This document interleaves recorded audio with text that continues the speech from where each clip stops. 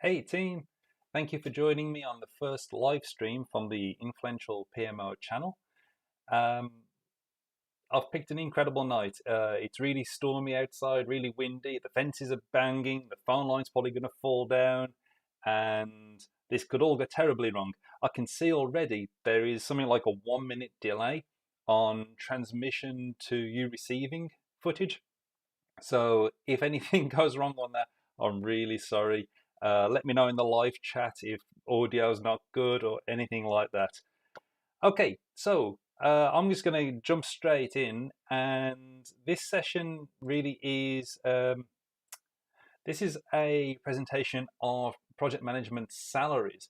Now, the source for this has come from the Morgan McKinley 2021 UK Salary Guide, and they've spent the last year gathering this information.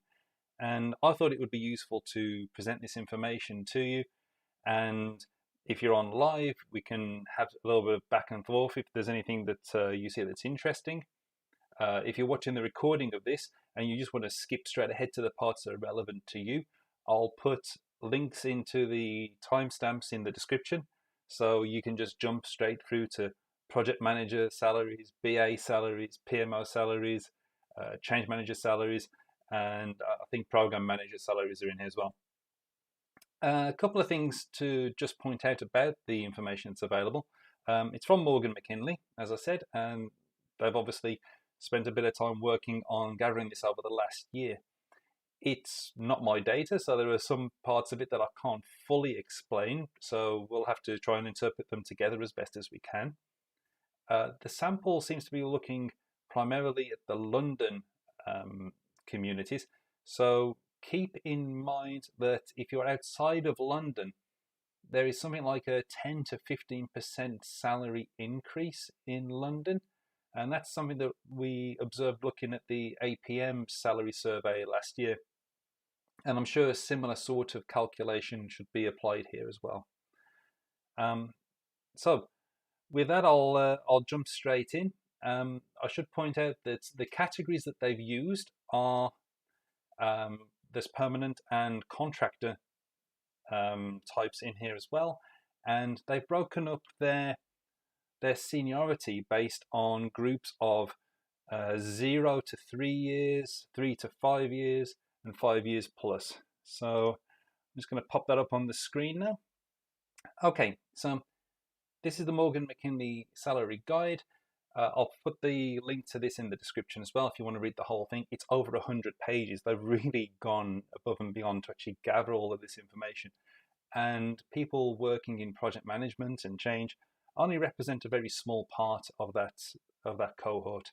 So by all means, if you're outside of project management, then feel free to dive in and have a look at that at your convenience. So firstly, the project managers. So what we can see here is the categories that have actually gone by here are the Agile, Finance, and Reg. Now I'm assuming that's regulatory. Correct me if I'm wrong. The roles on here have actually surprised me a little bit because it seems like in London banking, the starting salaries for a project manager in an agile environment is 70,000, which is a lot higher than I would have expected, to be honest. I'm not saying that you agile project managers aren't worth every single penny. It's just that if you're 0 to 3 years, I'm a little surprised by that. And as you can see, the rates move all the way up to 115,000 if you're 5 years plus. So that's pretty good, actually. And then if we get into the contract rates, you see that the rates we're talking about there are between 550 for a project manager in the ops environment, all the way through to 850 if you've got 5+ years of experience, particularly if you're in the finance sector. Sorry, in finance project management roles within London banking. So this again, this strikes me as a tad high. I'm not saying you guys aren't worth every single penny, but if half the project managers I've met were on 850 per day. I'm sure that they'd be driving around in sports cars and being really flush with that kind of money. So let's hope. The other categories that they look at, they actually break the sectors as well into London with commerce and industry. And we've got the permanent salaries on here as well. And again, you can see it's very similar to the previous ones for banking, where people with 0 to 3 years in agile project management are on between 70 and 80,000 according to this survey. And that reaches all the way up to 110,000 for people who are in 5 years plus. So I've got a funny feeling that after anybody sees this, they're going to be marching up to their line managers and making requests for a pay rise. And if so, there is some advice on how to go about doing that towards the end of this live stream. Then we look again at the commerce and industry contractor rates this time, and the range now it's slightly low. It's come down to 500 for the newbies, and that runs all the way up to 800 per day for people who've got over 5 years experience. Again, I think I think an awful lot of the project managers I know who are in this area would be delighted to be on those kind of rates. But as I say, if you're outside of London, don't forget to knock off that 10-15%, and that's probably a little bit close to where you are in your region. So the next section is program managers, and no surprise here, they're actually coming in at a higher rate, and they're starting off at between 120,000, ranging all the way up to 160,000. I personally, again, this is permanent salaries. This is not contractor roles, and this is in banking. So that's a sector that's known to pay quite well. But I've got to be honest, I was a little bit taken aback by this. Next time I'm on the market, I know which agency I'll be sending my CV to. And then we go into the contractor rates. And on this, we're ranging from 650 per day up to £1,110 per day on average. That's quite a rate. It's quite a range as well.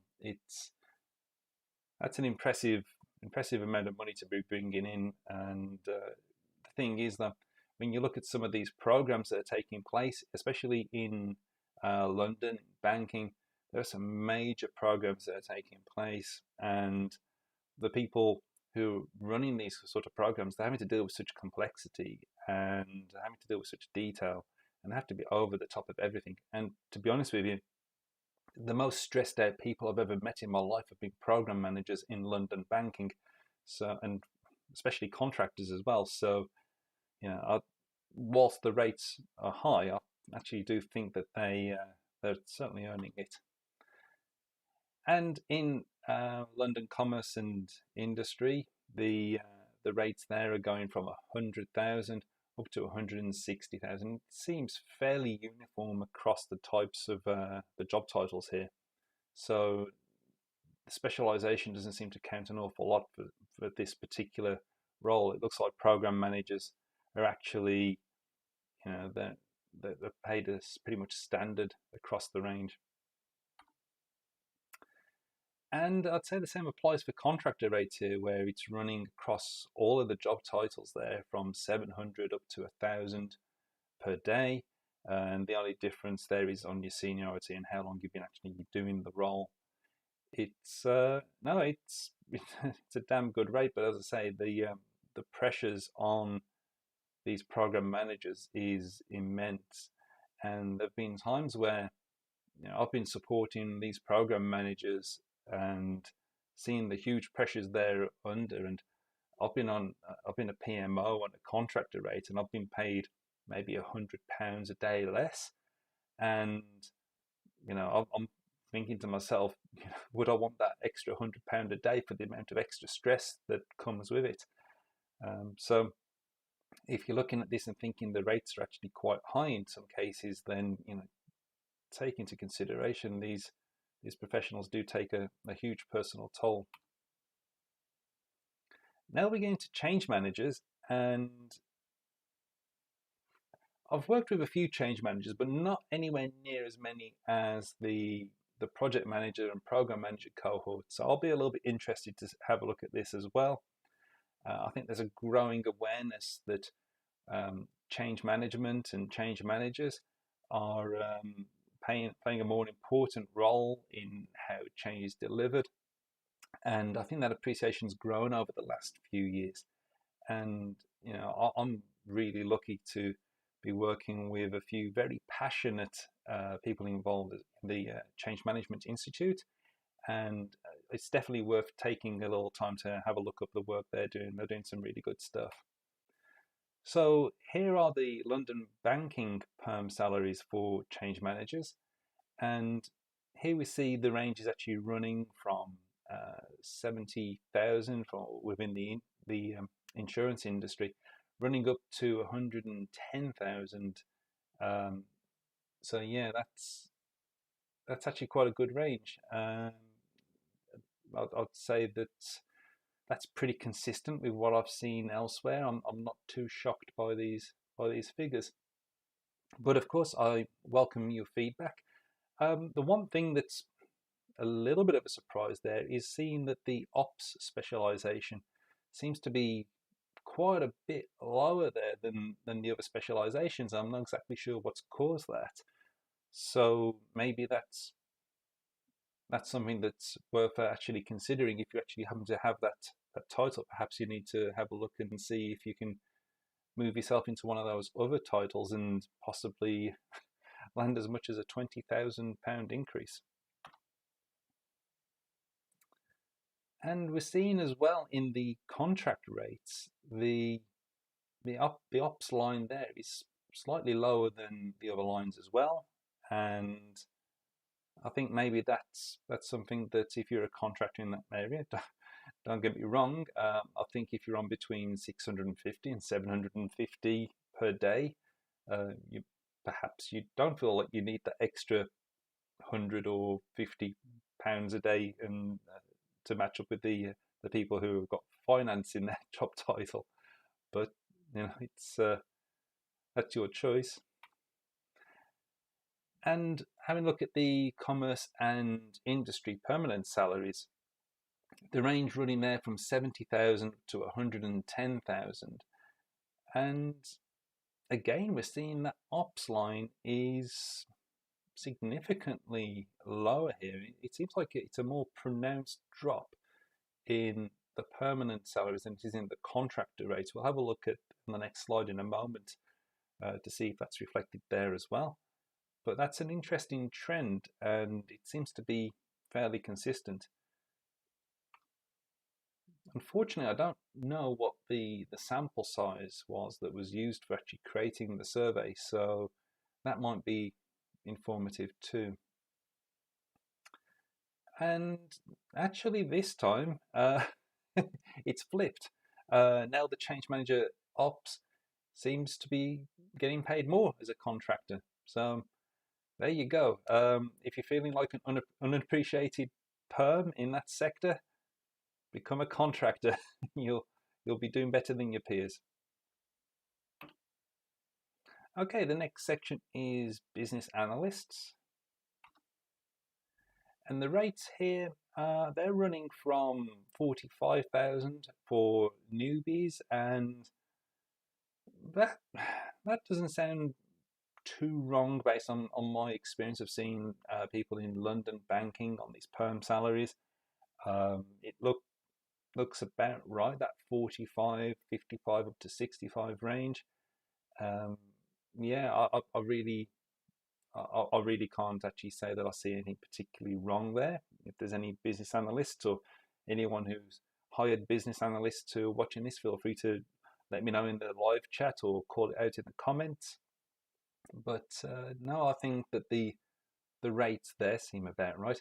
And going up to the 5+ years, I'd say that range looks about right as well. It's certainly the lower end of I'm not too sure. I've actually dealt with too many BAs in the perm space who are actually up there at that top range. But now that you guys know that that top range is there, you can start asking for it, I suppose. So good luck with that. If you need a recommendation or a reference, you know where to find me, and you know the usual fee. And London banking contract rates, the pattern there seems to be fairly much the same, running up from 450 per day for the newbies, going up to 700 for people with more experience. That part does surprise me. And the reason that surprises me is I know that in London banking, some of the best BAs are known as being good. And when you've got someone who's good and as a contractor, you do what you can to keep them. And I expected that rate to be a little bit closer to the project managers, to be honest, at that high end. But I'm not sure what's causing that disparity. But maybe that's something we'll have to look at in other surveys that'll come out over the rest of the year. Keep in mind that APM salary survey is probably going to come out in the next month or so as well. So that's probably going to be something that we can do a comparison with. In fact, maybe that's an idea for the next video. When that comes out, I'll do a comparison between the two surveys. We can judge to see who feels right and who feels wrong. So the next section is the BAs in the commerce and industry perms. And ops guys, again, you're getting underpaid at 0 to 3 years, only 35 compared to what we saw in banking. Let's go back to that one. Okay, there wasn't an ops category in banking, so who knows? But yeah, 0 to 3 years. If you're in your first year, and would you be upset at 35,000 in London? I don't know. It's certainly above the national average. I think the national average salary was something like 27 to 29,000, something like that. It's certainly more than minimum wage. So yeah, it's good, but stick with it and look at what you can be earning after 5 years. It's definitely worth persevering for. And then looking at the contractor rates, again, that just surprises me, especially at the 5+ years. I thought that those kind of rates might be a little higher. I thought if you've got a track record and you're recognised as a good BA, but perhaps that's the thing. Perhaps you've got to be exceptional to get beyond that.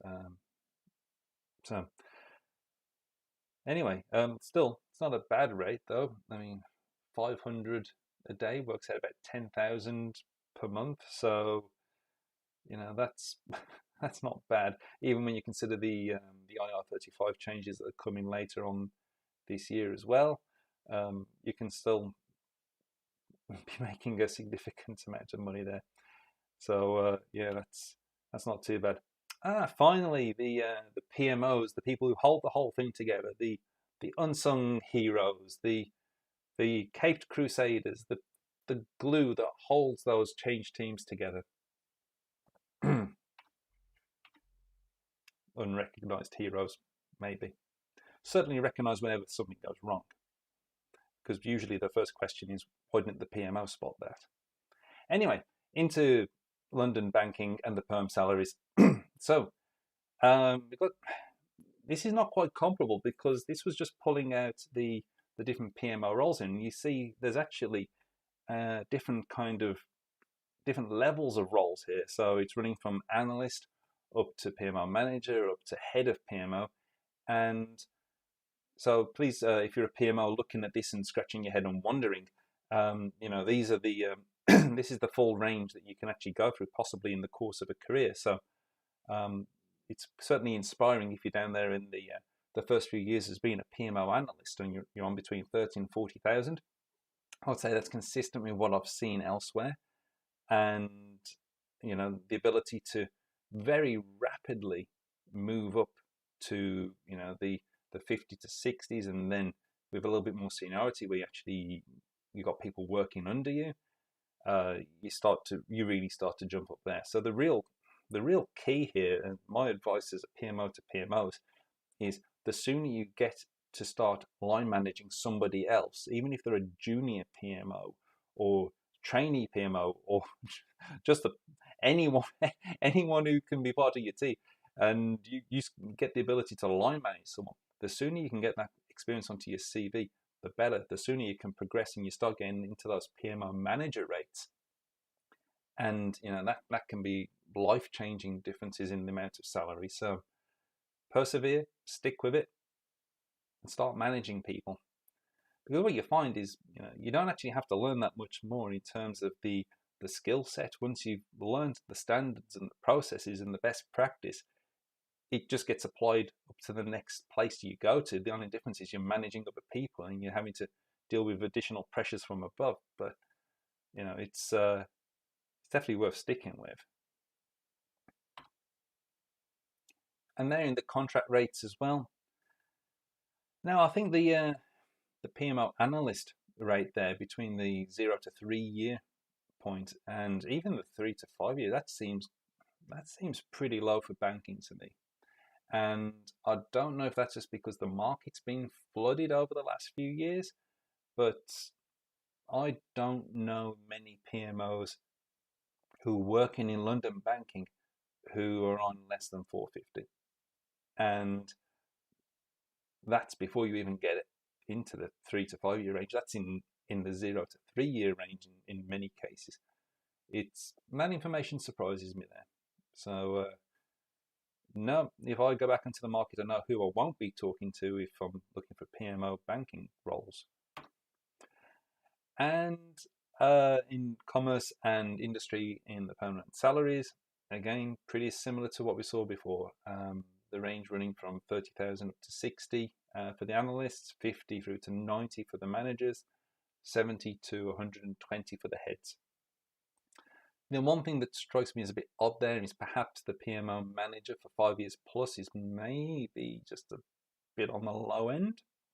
I think those rates were a little bit higher before, but that might have changed based on the market saturation, perhaps, or the opportunities that are available. So let's face it, there's been an awful lot that's changed in the last year, hasn't there? So I shouldn't be too surprised, but I was sure that the 90 was closer to 100 about a year or so ago.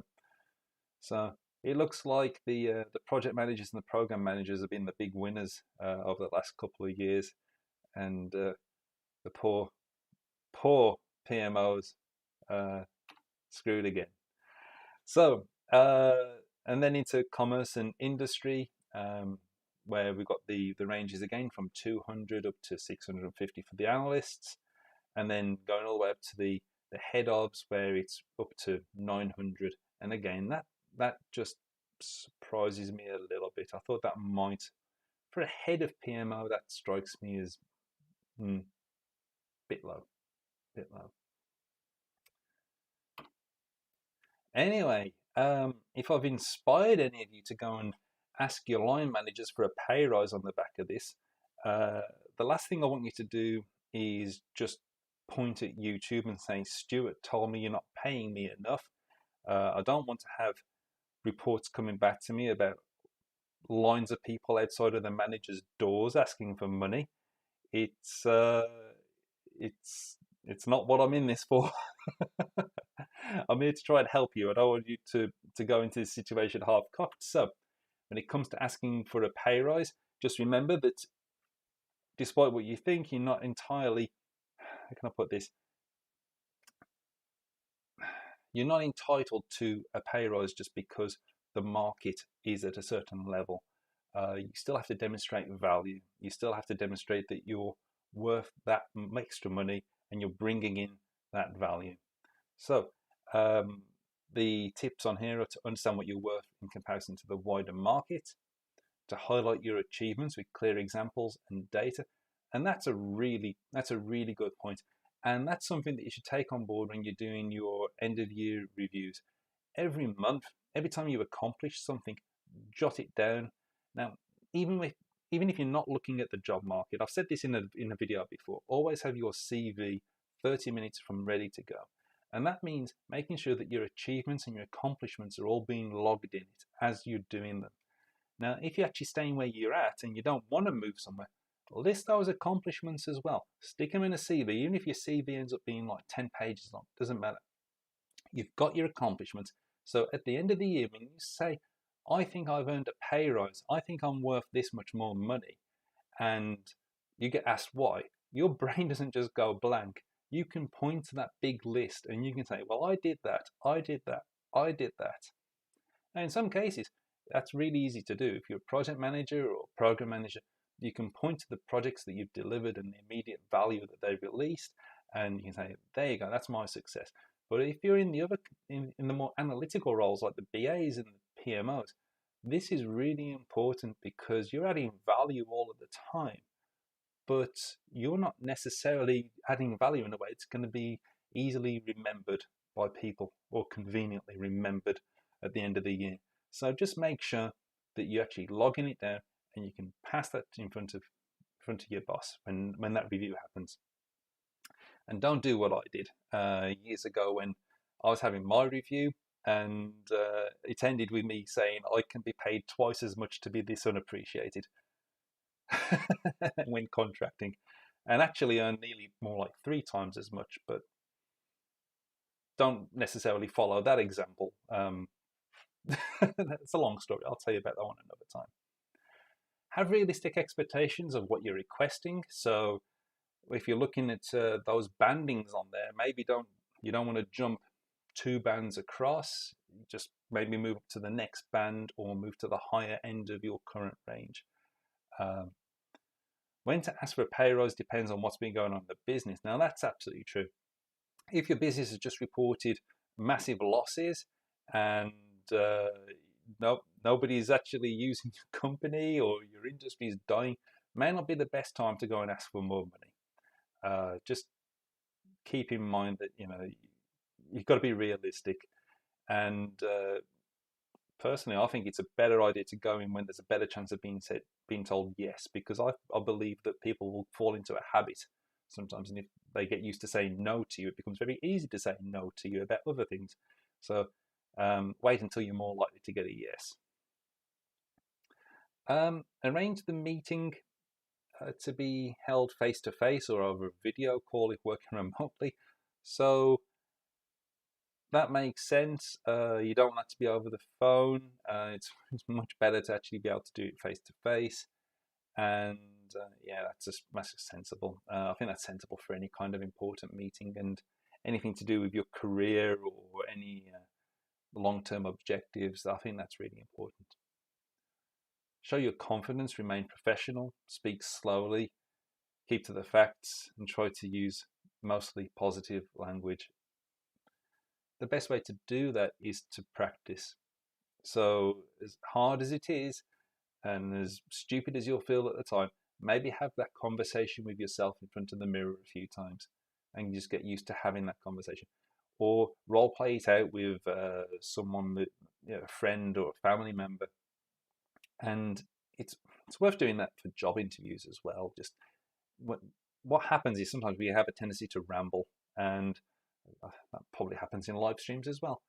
But if you get used to actually having this kind of more structured discussion, and you bounce it off of somebody they can tell you when you're dropping into negative habits, and they can tell you when you're actually wandering off and not making sense and things like that, or you're talking about things that nobody's going to care about. It'll help you to stay focused, help you to stay to the point, and help you to stay positive.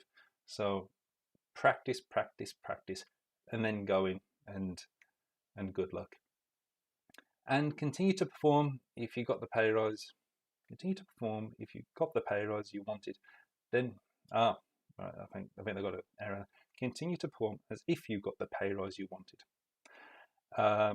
And if you don't get what you hope for, ask your manager for targets. Okay, fine. Professionalism. Seriously, your performance after you've had that pay rise shouldn't be, reduced if you don't get what you want. Don't be childish. Even if you feel a bit unappreciated, you don't have to act out. It's not going to hurt anyone but you. Um, Always maintain your professionalism. My example from earlier, where I did the I could be paid twice as much to be this unappreciated, it was actually said as a joke. I proved it right, but I had a good relationship with that boss, so it wasn't meant in a spiteful way. So always make sure that you actually maintain your professionalism and never give anyone a reason to have a bad thing to say about you. The last thing you want is your performance to dip and people to start saying, well, it's because they didn't get what they wanted. They came and asked for 10,000 more or something like that, and we didn't give it to them, or we only gave them a little bit, and now we can't get anything useful out of them. All that's remembered in that situation is you being a bad player. So don't be that person. Okay. Okay, so that's the end of the tips on that. And a reminder that the Morgan McKinley guide is available on the links. And there's been a message come through on the chat. I think a starting BA salary is some excellent rates for those just starting. I wish this was my first salary range. Okay, yeah, I can appreciate that. Looking back to when I had my first salary range, I'm not going to tell you how long ago that was. But yeah, but, so certainly count your blessings. As I say, there are different regions around the country as well where your salaries could well be, a London salary will be significantly more than, say, we've seen in places like Wales, for example, where they've got the lowest project manager rates in the country. So, where you are is a factor as well. Your level of experience, the industry, and even within the industry, we just saw that there are 3 or 4 different types of people with the same job role titles with a variation of finance, ops, regulatory, whatever. And there's differences between them as well. So I guess the important thing is to understand where you want to get to, what it is you want to achieve, and how much you feel you're worth, and then just start working towards that. Okay, so that's everything from this particular live stream. Please make sure to keep checking with the channel, and any new live streams that are coming up, I'll make sure to advertise them well in advance. And new videos are coming out every few days as well. So I'll bid you good night, and I'll catch you next time.